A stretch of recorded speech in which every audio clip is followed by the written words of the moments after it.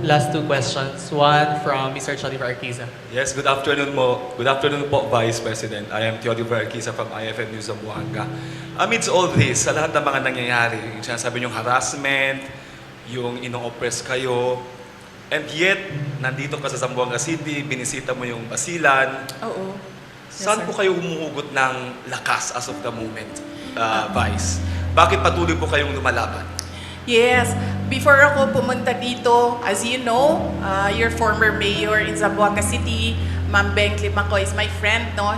Exactly the same question ang tinanong niya sa akin kanina. Ako naman kasi, politiko ako. Yun din sinabi ko kay Ma'am Beng eh. Sabi ko, ikaw politiko ka rin eh. Ang dami mo ding pinagdaanan.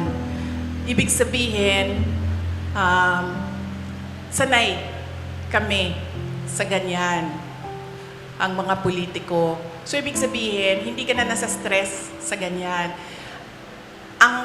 Ang problema sa akin is kapag nagkulang ang tulog at gutom, yun lang talaga yung nakaka-apekto sa akin. Kaya kailangan sa akin, kapag 3 araw na yung sunod-sunod na walang tulog, bigyan mo talaga ako ng 1 araw na mabawi ko yung 3 araw na tulog para nare-refresh yung pag-iisip. So, kung hindi mo ako pakainin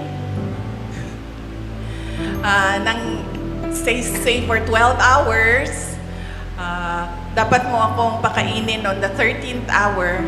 Otherwise, mainit na yung ulo. So, simple lang, sir. Kailangan lang ng tamang tulog at tamang kain.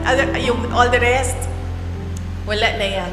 Kaparte yan ng buhay ng isang politiko.